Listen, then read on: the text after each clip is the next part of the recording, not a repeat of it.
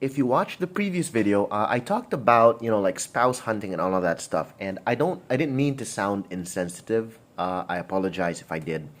But this is a sensitive topic, so I wanted to give it a little bit more of a serious tone and to give a follow-up, kind of like a qualifier video, okay? So this one is entitled Online or Digital Dating and Interchurch Courtship. Now, courtship is something that I've talked about in other episodes, so you can take a look at those. I've sent some links to a 4-hour lecture I did about relationships and romance and all of that stuff, which you can go back to. But I want to talk about this more specifically about online dating or digital dating. So I got my notes right there. So I'm going to be, you know. So anyway, what are my thoughts on online dating or digital dating? Well, in the first place, we got to understand, remember, courtship and dating, the whole point of this is community and transparency. We want, or for Christians want their courtships to be based in a community of the faith where the local church, or at least they're transparent, there's accountability, and there's all of that stuff. When we go into digital dating or online dating, I just gotta say, first, right off the bat, there's no real transparency and there's no real accountability. You don't really know who these people are, especially if you log on into these dating sites, dating websites, or like Christian Mingle, Christian Single, Christian Dating, or whatever it's called. There's no real, like, anyone can pretend to be a Christian and get on there and then just pretend, right? And so there's no real transparency, there's no real accountability. You're skipping the friendship stage and you're going straight into courtship. And again, I talked about this already in the past. You gotta have that friendship as your foundation. It's gotta be natural. But here it's very unnatural. You just go straight to the courtship. All right. You've got this one-on-one thing with no natural environment. You're looking at a person on a screen and you don't even know mannerisms because they're so conscious already about themselves. You don't know if they crack their neck when they're talking to you, or they roll their eyes when you say something they don't like, or they go, like, you won't really see that. You won't see them, like, like tapping their feet on the ground. You don't see those things. All you see is a face on the screen, and you don't even know what they're wearing at the if they're wearing shorts or slacks or trousers or whatever, right? A guy could be wearing a collared shirt with a necktie and then a skirt underneath, and you have no idea, right? So it's very it can be kind of creepy. I know, even if it's a Christian website. Also, if people can deceive you when they hang out with you face to face, how much more can they deceive you online, especially when you're emotionally vulnerable because you've got hopes and longings that you want fulfilled. It's like a game. Nobody knows anybody. Conversations can be scripted or Googled, and I know this for a fact that some guys go to Christian websites and Google their lines. I know this for a fact. And you can't see how they respond to church mates. You don't see how they respond to sermons. And because life is not lived together, right? Like, you don't really see their life. Like, for example, if you go to a church where your lives are intertwined, meaning you live life together with your church mates, so it's not just you see each other on Sundays, but you hang out during the weekdays. You help people, you help church mates bring their stuff from one place to another place. You go have ice cream together, you go have lunches together, you go to the mall together. Like, it's real genuine friendship. These are things, these natural environments is what will help you judge the character of the person by seeing them and observing them in a natural environment. But when you go online and you do online dating, you don't see any of these things. All you see is the face on the screen pretending to be who they are. And I say pretending because even if you don't think they're pretending, they can unconsciously or subconsciously end up behaving very, very differently, right? So I want to give qualifiers also on spouse hunting as well.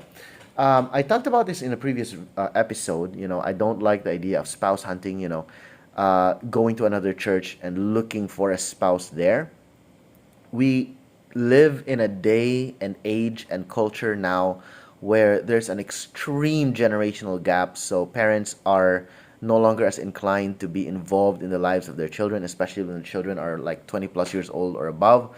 because they feel that, my kids know what to do, who to date, who to meet, and all of that stuff. And they end up just thinking, my kid's just gonna come home one day and say, I want you to meet my girlfriend. I want you to meet my boyfriend. It's like that. Gone are the days when parents are very involved, but at the same time, church elders and shepherds are called by God to know the condition of their flock, to know their flock, to be involved in the lives of their flock. And that's why if you attend a mega church where you're not really known and the elders don't really know you, I don't think that's a really biblical model for church. I don't see how pastors can sleep at night thinking, I'm just going to go in on Sunday, preach, and then doesn't matter what happens within the week. They can fornicate, they can do all these things. As long as I preach on Sunday, get my paycheck, I'm done. That's not really like a biblical model for church. The flock should know the shepherds should know the flock. Jesus says, my sheep know my voice, and I know my sheep. So there's got to be real, genuine relationships, right? And if that's the case, then I would probably say maybe open to the idea if, let's say, there's a church A, church B, there are some pastors here, there are some pastors here, and the pastors already know each other, and they've got members who have genuine friendships and are getting to know one another, and they kind of notice like the friendships deepening because the pastors here and the pastors here already know one another, so it's more natural. And then there's friendship here, it's more natural. What I don't like is the idea of, imagine this guy saying, I'm going to go to church A. I don't like the girls there. I'm going to go to church B. I don't like the girls there. I go to church C. I like this girl. Okay, hey, elders, come over to church C. I want you elders to get to know their elders because I like that girl. That's really weird, right? Or you go you go to different churches and say, I like this girl. Let's see where this goes. So I get to know the girl, get to know the girl even more. I really like this girl a lot. Okay, hey elders, come over. I'm really serious with this girl. That's a little weird because then I would assume that this guy would skip several church commitments, duties, responsibilities, obligations, just to church hop, just to spouse hunt, right? And the same can be said with women who church hop to spouse hunt. It's the same story. You go to one church, oh, I don't like the guys, go to another church. I don't like the guys, go to another church. Oh, this guy is showing interest, I kind of like this guy. Hey, pastors, get to know him, please. That's not how it works, all right? And in the meantime, you're gonna end up leaving your own church. You're risking your spiritual growth. You have no idea what these other churches are teaching. You don't know their culture. You don't know their doctrine. You don't know if they've got great doctrine but terrible culture, or they've got great culture but terrible doctrine.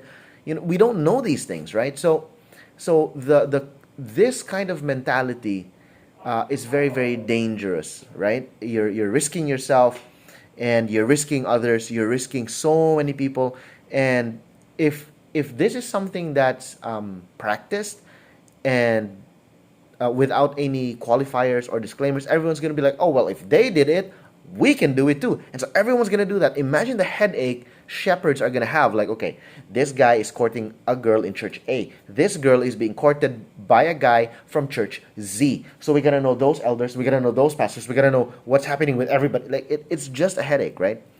So here's my thing. I would rather that there are natural, genuine friendships from between believers of different churches that happen, semi-naturally to naturally, just friendships.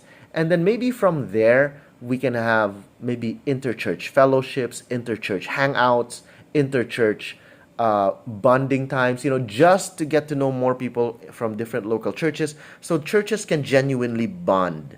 And that's not a bad thing. Now, if something develops there, then that's fine, because then it's more natural. It's not the whole, I'm going to church hop to spouse hunt, and then I'm going to, that's kind of weird, right? So that's probably a better way to handle things. And this obviously requires a lot of discussion with your church elders, right? God bless you guys. I hope this helped.